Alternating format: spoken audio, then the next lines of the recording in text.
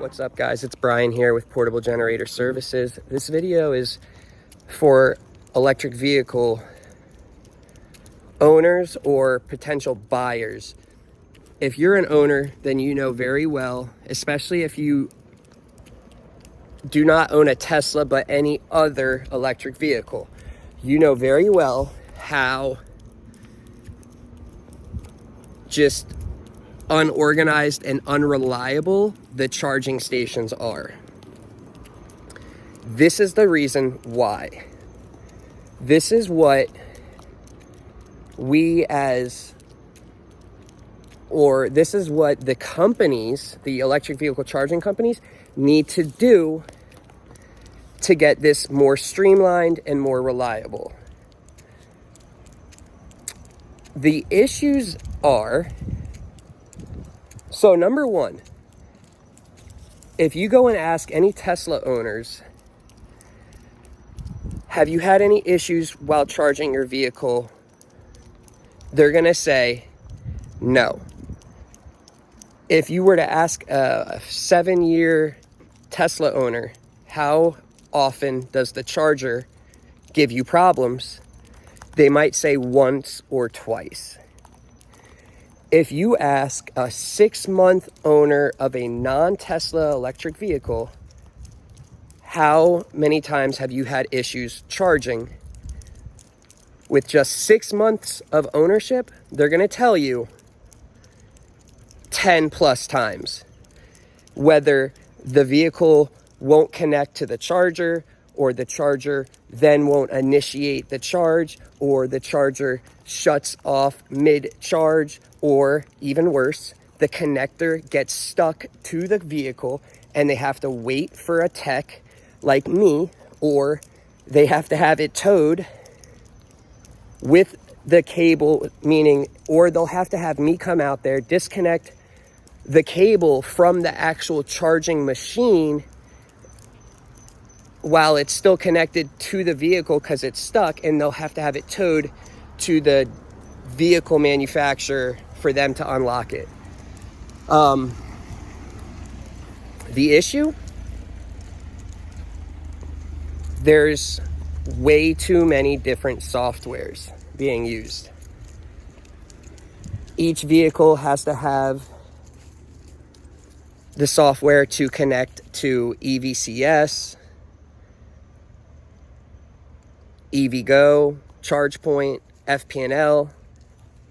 They're all different softwares that use different sort of set points, and there's just too many different kinds. It all needs to be streamlined under one, which it's going to be Tesla. Tesla has offered it. It is actually in the process now. Any new vehicle that you buy is going to have, it's going to have a Tesla charger connection. And they're going to be providing adapters so that you can connect at a non-Tesla charging station to your Tesla or to your new electric vehicle that uses a Tesla connection style. So that's a good step. We need to stop having 20 different softwares and code and utilize one so that there's less failure points. The other thing is Tesla, if you look at a Tesla charger compared to like an EV or an Electrify EA, an Electrify America charger, the Electrify America looks all nice. It's got a touch screen. It's got a credit card reader, and it's got a no contact payment reader also. The issue, it's too high tech.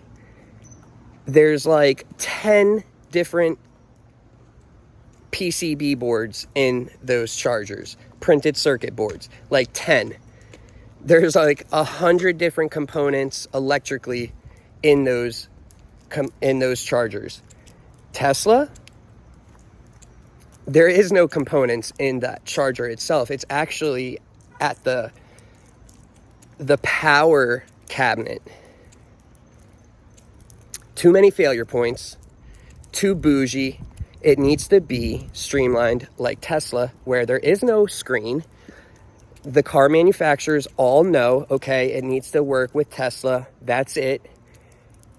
And boom, you plug the Tesla connector into your vehicle and it talks back and forth and you're charging.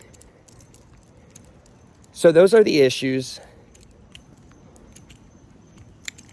If someone were to ask me what electric vehicle I would get, I always say none right now, unless you're getting a Tesla or unless you're getting a hybrid gas/electric vehicle, because there's too many issues. Let me just give you examples of what happens now when new EV owners buy the EV. This is what they deal with. Number one,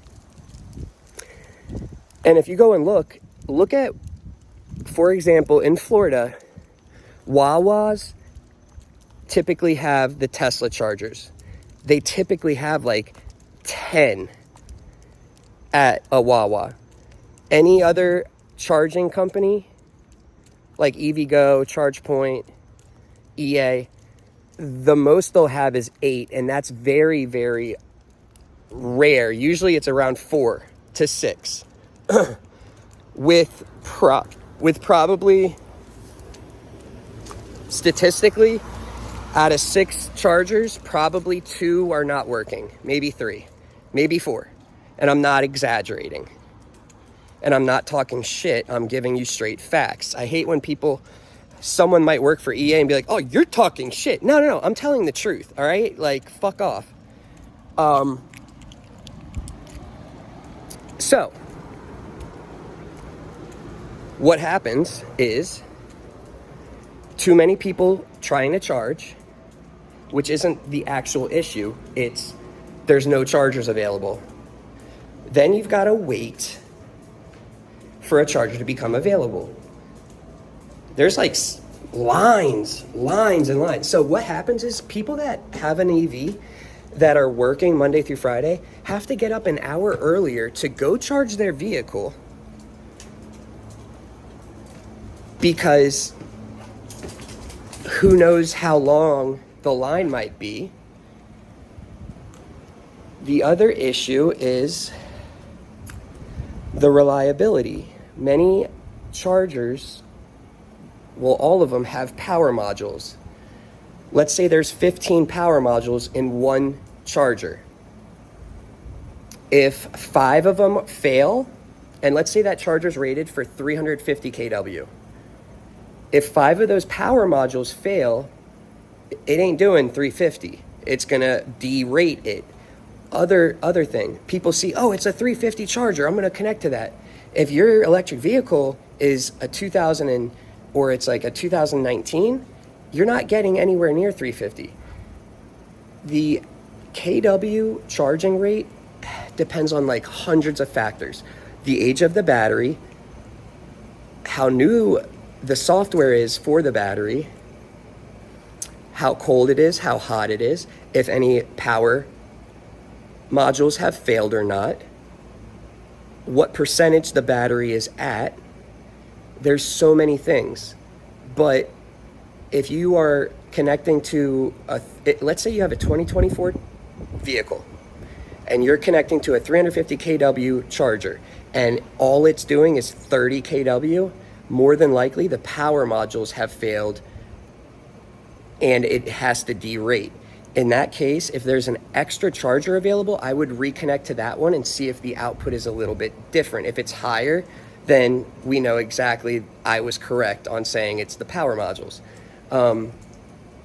Keep that in mind.